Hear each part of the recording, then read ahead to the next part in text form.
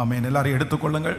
ஆதியாகமம் 18ஆம் அதிகாரத்தினுடைய 13வது 14வது வசனத்தை நம்ம வாசிக்க போகிறோம். ஆதியாகமம் 18ஆம் அதிகாரத்தினுடைய 13வது வசனத்தையும் 14வது வசனத்தையும் எல்லாரும் சேர்ந்து வாசிக்கலாம். ஆமென். அப்பொழுது கர்த்தர் ஆபிரகாமை நோக்கி, சாராள் நகைத்து, நான் கிழவியாய் இருக்க பிள்ளை பெறுவது மெய்யோ என்று சொல்லுவானேன்? கர்த்தரால் ஆகாத காரியம் உண்டோ? உற்பவ கால திட்டத்தில் உன்னிடத்திற்கு திரும்ப வருவேன். அப்பொழுது சாராளுக்கு ஒரு குமாரன் இருப்பான் என்றார். இன்னொரு விஷயம் கூட வாசிக்கலாம். அப்பொழுது கர்த்தர் ஆபிரகாமை நோக்கி, சாராள் நகைத்து, நான் கிழவையாய் இருக்க பிள்ளை பெறுவது மெய்யோ என்று சொல்லுவானே? கர்த்தரால் ஆகாத காரியம் உண்டோ? உற்பவ கால திட்டத்தில் உன்னிடத்திற்கு திரும்ப வருவேன். அப்பொழுது சாராய்க்கு ஒரு குமாரன் இருப்பான் என்றான். ஹல்லேலூயா. கர்த்தரால் ஆகாத காரியம் உண்டோ? கர்த்தரால் ஆகாத காரியம் உண்டோ? ஆண்டவருடைய பிள்ளைகளே, இந்த இடத்திலே தேவன் வந்து ஆபிரகாமோடே பேசுகிறார். என்ன பேசுகிறார் அப்படின்னு சொன்னா, நான் உங்க வீடு தேடி நான் வந்திருக்கிறேன், ஒரு ஆசீர்வாதத்தை சொல்லும்படியாக நான் வந்திருக்கிறேன். ஆனா என்ன பண்றாங்க அப்படின்னு சொன்னா, ஆகார் நகைக்கிறார். அப்படின்னா தேவதூதர்கள் வீட்டிலே வந்து உட்கார்றாங்க. அவங்களுக்கு வந்து ஆபிரகாம் வந்து ஒரு நல்ல விருந்து அவர் பண்ணுகிறார். அந்த விருந்தெல்லாம் சாப்பிட்டு அவங்கள ஆசீர்வதிச்சு என்ன சொல்றாங்க அப்படின்னு சொன்னா, உனக்கு உன்னுடைய சன்னதியை நான் பெருக பண்ணுவேன், உன்னை நான் ஆசீர்வதிக்கிறேன், உனக்கு ஒரு பிள்ளையை நான் தருவேன் அப்படின்னு சொன்ன உடனே உள்ளே இருக்கிற சாராள் என்ன பண்றாங்கன்னா, நகைக்கிறாங்க. அப்படின்னா ஒரு நக்கலா ஒரு சிரிப்பு சிரிக்கிறாங்க. ஏன் அப்படி அவங்க பண்றாங்க அப்படின்னு சொன்னா, வேதம் சொல்லுகிறது, சாராயினுடைய கர்ப்பம் செத்து போயிருச்சு, ஆபிரகாம் வயது சென்றவன் ஆனான். அப்படி ஒரு வார்த்தையை ஒருத்தங்க சொல்றாங்க அப்படின்னு சொன்னா, அந்த வார்த்தை நடப்பதற்கு ஒரு சின்ன காரணமாவது இருக்கணும். ஆனா இந்த இடத்துல அந்த வார்த்தை நிறைவேறுவதற்கு எந்த விதமான சாத்தியமும் இல்லை. அவர் ரொம்ப வயசானவரா மாறிட்டாரு. இவங்களுக்கு பெண்களுக்குள்ளே இருக்கிற வழிபாடெல்லாம் முடிஞ்சிருச்சு. 2 பேரும் ரொம்ப ஏஜானவங்களா இருக்கிறாங்க. இப்போ அவங்கள பார்த்து உனக்கு ஒரு பிள்ளைய ஆண்டவர் தருவார் அப்படின்னு சொன்ன உடனே இவங்களுக்கு ரொம்ப சிரிப்பு வந்துருச்சு. என்ன இப்படி பண்ணிட்டு இருக்கிறாரு, எதுக்கு இந்த மாதிரிலாம் பேசிட்டு இருக்கிறீங்க, இது தேவையில்லாத பேச்சு, எங்களுக்கெல்லாம் அந்த காரியங்கள் எல்லாம் முடிஞ்சு போயிருச்சு, இனி வந்து அந்த மாதிரி குழந்தையெல்லாம் பிறக்கிறதுக்கு சாத்தியமே இல்லை அப்படின்னு சொல்லும்போது, அடுத்த வார்த்தை தூதர்கள் சொல்லுகிறார்கள், சாராள் நீ ஏன் நகைக்கிற, நீ எதுக்கு இந்த மாதிரி நக்கல் பண்ணிடுற? கர்த்தரால் ஆகாத காரியம் என்று ஒன்று உண்டோ? கர்த்தரால் ஆகாத காரியம் ஒன்று உண்டோ? இன்றைக்கு ஆண்டவர் இந்த சத்தத்தை கேட்டுக்கொண்டிருக்கிற ஒவ்வொருத்தரையும் பார்த்து ஒருவேளை நீங்கள் அவிசுவாசப்படலாம். இந்த சாராளை போல உங்களுடைய இருதயத்தில் நீங்கள் நகைத்து கொண்டிருக்கலாம். ஒருவேளை உங்களுக்கு பதிலே சொல்ல தெரியாதவர்களா இருக்கலாம். அந்த காரியத்தை குறித்து உங்களுக்கு நம்பிக்கை இல்லை, உங்க விசுவாசம் உங்களை விட்டு கடந்து போயிருச்சு.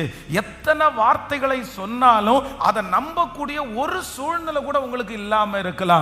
ஆனால் ஆண்டவர் இன்றைக்கு உங்களையும் என்னையும் பார்த்து கர்த்தர் வாக்கு கொடுக்கிறார், கர்த்தரால் ஆகாத காரியம் என்று ஒன்று உண்டோ? கர்த்தரால் ஆகாத காரியம் என்று ஒன்று உண்டோ? நீங்கள் எந்த காரியம் நடக்காது என்று நினைக்கிறீர்களோ, கர்த்தர் சொல்லுகிறார், ஆண்டவரால் ஆகாத காரியம் என்று ஒன்று உண்டோ? நீங்கள் எந்த காரியம் தடைபட்டு போனது என்று நினைக்கிறீர்களோ, கர்த்தர் சொல்லுகிறார், கர்த்தரால் ஆகாத காரியம் என்று ஒன்று உண்டோ?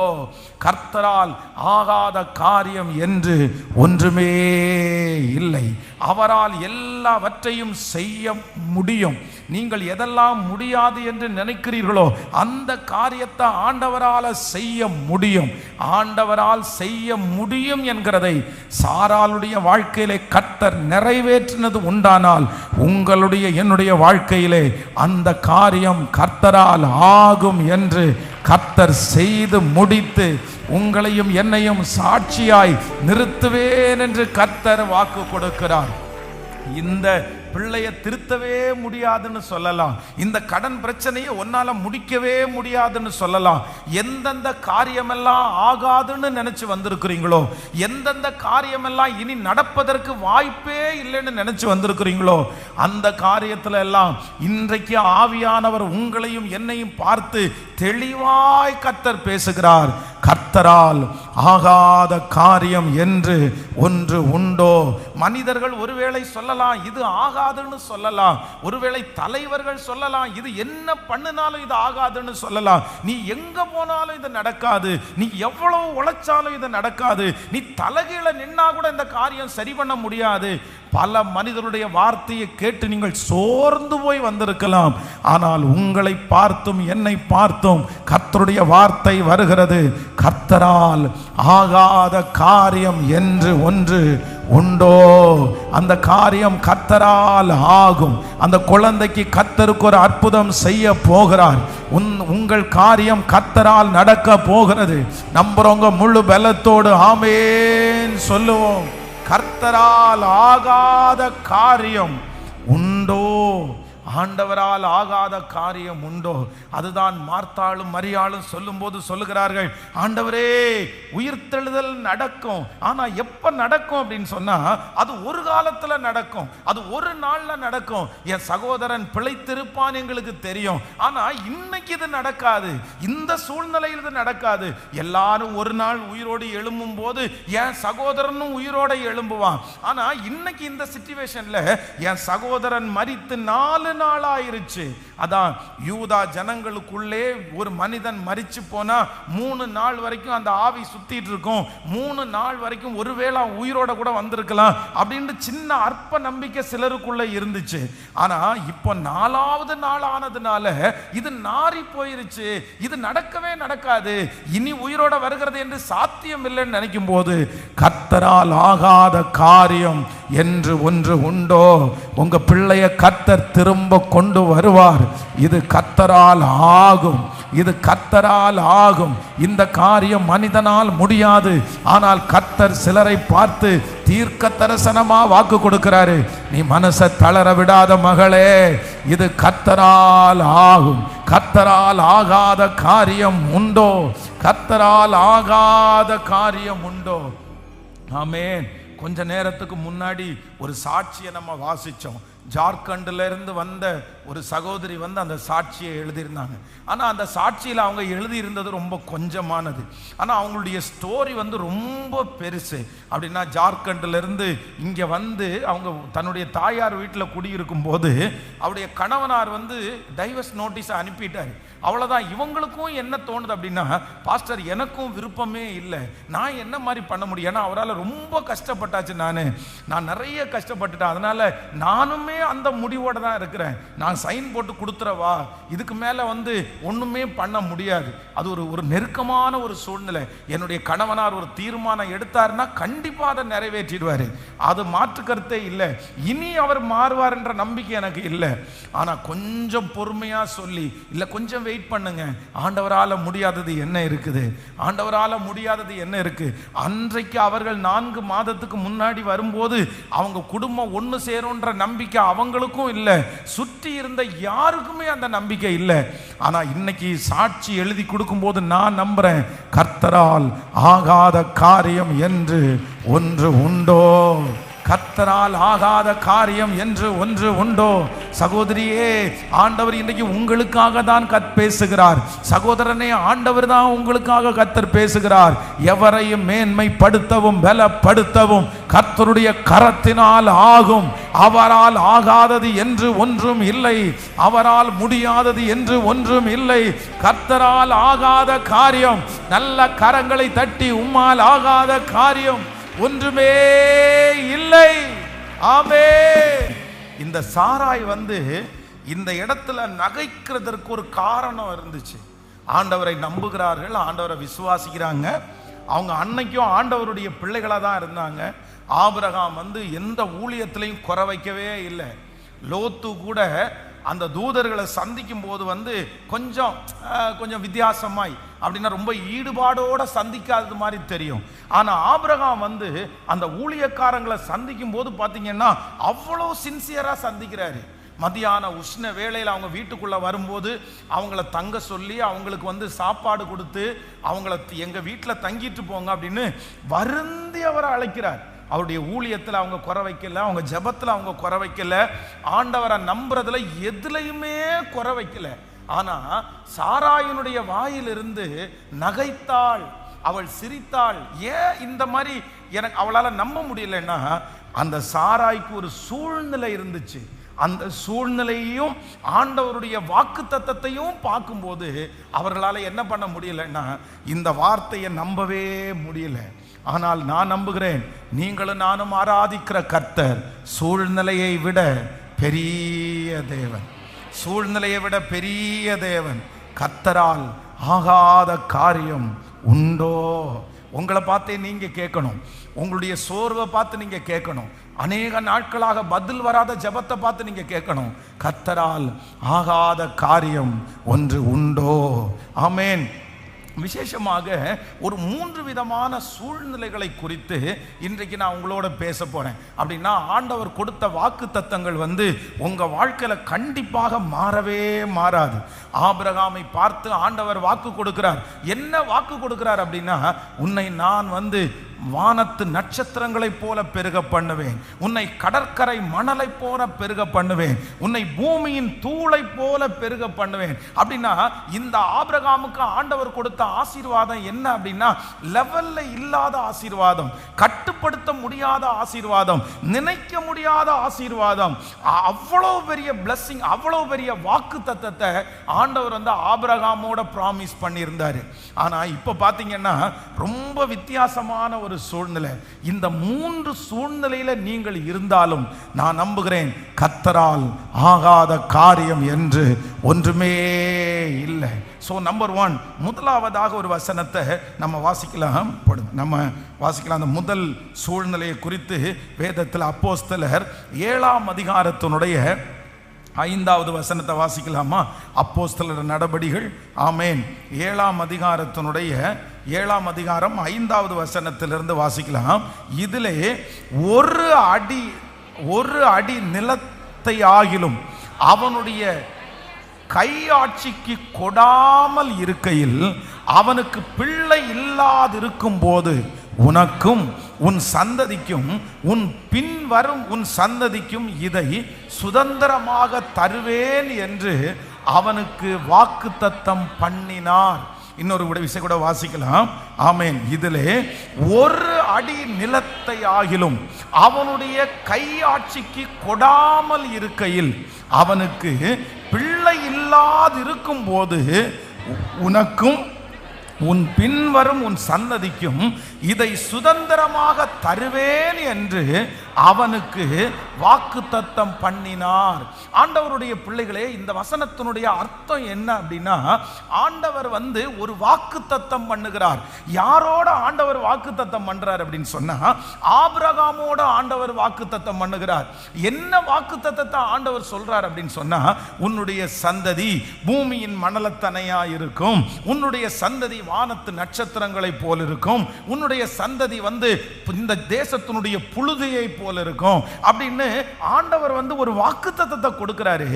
ஆனா அந்த வாக்குத்தத்தத்தை ஆண்டவர் கொடுக்கும் போது என்ன நடக்குதாமா, இதிலே ஒரு அடி நிலத்தை ஆகிலும் அவனுடைய கையாட்சிக்கு கொடாமல் இருக்கையில், அவனுக்கு பிள்ளை இல்லாதிருக்கும் போது உனக்கும் உன் பின்வரும் சந்ததிக்கும் இதை சுதந்திரமாய் தருவேன். அப்படின்னா பிள்ளை இன்னும் பிறக்கல, வயது ஆயிட்டே போகுது, 100 வயசு அவருக்கு ஆயிடுச்சு, இந்த அம்மாவுக்கு எல்லாமே முடிஞ்சு போயிருச்சு. ஆனால் கையில் இன்னும் ஒரு அடி நிலத்தை கூட கொடுக்கல. ஆனால் வாக்குத்தத்தம் அவனுக்கு எப்படி இருக்குன்னா, ரொம்ப ரொம்ப பெரிய வாக்குத்தத்தமா இருக்கிறது. இன்றைக்கு இந்த சத்தத்தை கேட்கிற அன்பு ஆண்டவருடைய பிள்ளைகளே, உங்களுடைய முதல் சூழ்நிலை இந்த சூழ்நிலையா இருக்கலாம். எனக்கு ஆண்டவர் நிறைய வாக்குத்தத்தத்தை கொடுத்தாரு, பெரிய வாக்குத்தத்தத்தை கொடுத்தாரு. ஆனா அந்த வாக்குத்தத்தம் இன்னும் கொஞ்சம் கூட ஆரம்பிக்கப்படலை. 100 வயதாகுது, இன்னும் ஆரம்பிக்கப்படலை. இத்தனை வயசாகுது, இன்னும் ஆரம்பிக்கப்படலை. இன்னும் நான் துவங்கவே இல்லை பாஸ்டர், இன்னும் நான் ஸ்டார்ட் பண்ணவே இல்லை பாஸ்டர். ஆண்டவர் எனக்கு நிறைய வாக்குத்தத்தத்தை ஒரு 10 வருஷத்துக்கு முன்னாடி கொடுத்தாரு. நான் பிறக்கும் போதே ஆண்டவர் தந்தாரு. நான் என்னுடைய ஊர்ல இருக்கும்போது வாக்குத்தத்தத்தை கொடுத்தாரு. நான் இப்ப நடந்துரும் நினைச்சேன், போன வருஷம் நடந்துரும் நினைச்சேன். ஆனா இன்னும் எனக்கு இந்த வாக்குத்தத்தம் துவங்கவே இல்லை. எனக்கு இன்னும் கர்த்தர் சொன்ன வாக்குத்தத்தம் ஆரம்பிக்கவே படவில்லை. ஆனா அந்த மாதிரி ஒரு சூழ்நிலையில ஆரம்பிக்கப்படாத அந்த வாக்குத்தத்தத்தை கர்த்தர் ஒரே நாள் ஆரம்பித்து, ஒரு நாள் துவங்கி 10 வருடத்திற்கு முன்பாக ஆரம்பித்தால் கிடைக்க கூடாத அளவிற்கு ஒரு நாளிலே அற்புதம் செய்கிறதற்கு என்னுடைய ஆண்டவருக்கு லேசான காரியம். இதுவரையிலையும் கர்த்தர் துவங்கவில்லை என்று நினைத்து வருத்தப்பட வேண்டிய அவசியம் இல்லை. கர்த்தர் ஒரு நாள் துவங்குவார். ஒரு நாள் கர்த்தர் துவங்கும் போது 10 வருடத்தினுடைய காரியத்தை கர்த்தர் ஒரே நாளிலே செய்வதற்கு கர்த்தர் வல்லவராயிருக்கிறார். ஆமென். இந்த சத்தத்தை கேட்கிற ஆண்டவருடைய பிள்ளைகளுக்கு உங்களுக்கு ஒரு சூழ்நிலை இருக்கலாம். அந்த சூழ்நிலை என்ன சூழ்நிலை அப்படின்னு சொன்னா, இன்னும் ஆரம்பிக்கவே படாத சூழ்நிலை. பாருங்க, மோவாப் தேசத்திலிருந்து ரூத் கிளம்பி போகும்போது என்ன நினைச்சிருப்பாங்க அப்படின்னு சொன்னா, எப்படியும் நான் செட்டில் ஆகிறதுக்கு 5 வருஷம் ஆயிரும்.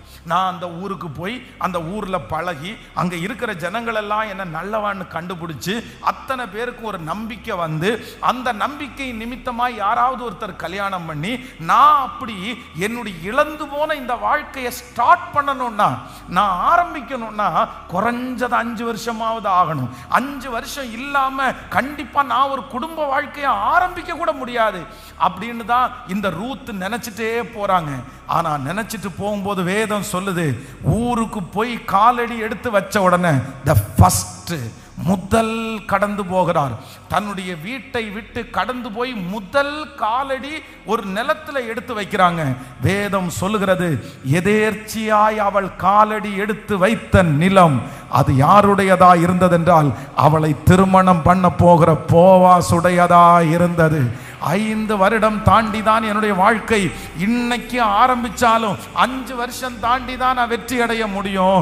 இப்போ ஆரம்பிச்சாலும் நான் ஒரு லெவலுக்கு வர்றதற்கு ஒரு 10 ஆண்டாவது ஆகும் அப்படின்னு நினைச்ச அந்த ரூத்தை கர்த்தர் ஒரே ராத்திரியில கர்த்தர் ஆசீர்வதித்து ஒரு தலைமைத்துவத்தை கொடுத்து கர்த்தர் அந்த இடத்திற்கு அதிகாரியாய் மாற்றி போவாசை ஆண்டவர் கொடுக்கிறது உண்மையானால் கரங்களை தட்டி கொண்டு இருக்கும் போதே, ஆமென், ஆரம்பிக்கப்படாத வாக்குத்தத்தத்தை குறித்து கவலைப்பட வேண்டியது இல்லை. கர்த்தர் உங்களுக்கு சொன்னதை செய்யும் அளவும் கர்த்தர் கைவிட மாட்டார். அந்த வாக்குத்தத்தம் உண்மையானது, அந்த வாக்குத்தத்தம் உண்மையானது. ஒரே நாள் திடீரென்று பிச்சை எடுத்துக் கொண்டிருக்கிற அந்த மனிதன் கை நீட்டும் போது அன்னைக்கு விடுதலையின் நாள் என்று அவனுக்கு தெரியாது, அன்னைக்கு அற்புதம் என்று அவனுக்கு தெரியாது. எதேர்ச்சியாய் நினையாத நேரத்திலே அவனுடைய கைகளும் கரடுகளும் பலனடைந்தது போல கர்த்தர் உங்களுக்கு அந்த ஒரு நாளை கர்த்தர் கட்டளை இடுவார். திடீரென்று அந்த அற்புதம் நடக்கும், திடீரென்று அந்த வாசல் திறக்கும், திடீரென்று கர்த்தர் அந்த காரியத்தை உங்களுக்கு கைகூடி வர பண்ணுவார். அன்றைக்கு நிறைய பேருக்கு அது பிரமிப்பாய் மாற போகிறது. ஹல்லேலூயா, ஹல்லேலூயா. ஃபர்ஸ்ட் நம்பர் 1, முதலாவது சூழ்நிலை என்ன சூழ்நிலை அப்படின்னு சொன்னா, ஆரம்பிக்க இன்னும் துவங்கப்படாத ஒரு சூழ்நிலை, துவங்கப்படாத ஒரு சூழ்நிலை. ஆனா அந்த சூழ்நிலையிலையும் எனக்கு வாக்கு கொடுத்தவர் உண்மையுள்ளவர், எனக்கு வாக்கு கொடுத்தவர் உண்மையுள்ளவர். என் பிள்ளையினுடைய வாழ்க்கையில இன்னும் ஆரம்பிக்கப்படவே இல்லையே, இன்னும் துவங்கவே இல்லையே, ஒரு மாப்பிள்ளை கூட இன்னும் வரவே இல்லையே, ஒரு விசை கூட இது நடக்கும்ன்றதற்கு ஒரு சின்ன கையளவு மேகத்தை கூட நான் பார்க்கவே இல்லையே. கொஞ்சம் துவங்கி இருந்தா நல்லா இருக்கும், கொஞ்சம் துவங்கி இருந்தா நல்லா இருக்கும். அதனால இனி உங்களுக்கு அந்த நம்பிக்கை கடந்து போயிருக்கு. ஒருவேளை இந்த ஆபிரகாமுக்கும் அவருடைய மனைவி சாராய்க்கும் ஒரு 10 வருஷத்துக்கு முன்னாடி ஏதாவது ஒரு சின்ன மிராக்கல், அது மாதிரி ஒரு பிள்ளை வயிற்றுல உருவாகி அது கலைஞ்சு போயிருந்தா கூட அவங்களுக்கு ஒரு நம்பிக்கை இருந்திருக்கும். என்ன நம்பிக்கை இருந்திருக்கும்னா, ஏற்கனவே 10 வருஷத்துக்கு முன்னாடி நம்ம கருத்தரிச்சோம்ல, அப்போ அன்னைக்கு அது அழிஞ்சு போனாலும் கருத்தரிக்க பண்ணின ஆண்டவர் மறுபடியும் தரமாட்டாரா, அவங்களுக்கு ஒரு நம்பிக்கை இருக்கும். ஆனால் என்ன பண்ணலைன்னா ஸ்டார்ட்டே பண்ணலை. இன்னைக்கு நிறைய பேர் ஒருவேளை இந்த சத்தத்தை கேட்கிறவங்க இருக்கலாம், பாஸ்டர் ஆரம்பிக்கவே இல்லை பாஸ்டர், நான் இன்னும் என் வாழ்க்கையை ஆரம்பிக்கவே இல்லை பாஸ்டர், இன்னும் என் பிஸ்னஸை நான் துவங்கவே இல்லை பாஸ்டர், இன்னும் என் லைஃப்பை நான் ஸ்டார்ட் பண்ணவே இல்லை, இன்னும் என் சம்பளத்தை நான் ஸ்டார்ட் பண்ணவே இல்லை, நான் இன்னும் இன்னைக்கு இப்போ துவங்கினா கூட எனக்கு லேட்டு தான் பாஸ்டர், இப்போ துவங்கினா கூட எனக்கு காலதாமதம் தான். ஒருவேளை அப்படி மனசு உடஞ்சு போய் இந்த சத்தத்தை கேட்டுக்கொண்டிருக்கலாம். இன்னைக்கு நீங்கள் வரும்போது கூட அப்படி நினச்சிட்டு வந்திருக்கலாம், நான் இன்னுமே இப்படி உட்காந்துருக்கிறேனே, நான் இன்னுமே இப்படி செட்டில் ஆகாமல் உட்காந்துருக்கிறேனே. உங்கள் பிள்ளையை குறித்து ஒரு பெரிய வருத்தம் உங்களுக்குள்ளே இருக்கலாம்.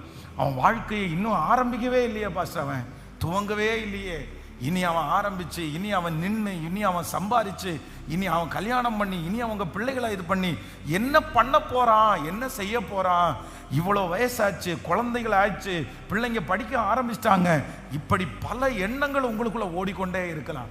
நான் இன்னும் ஆரம்பிக்கலை, நான் இன்னும் ஆரம்பிக்கலை, நான் இன்னும் ஆரம்பிக்கலை.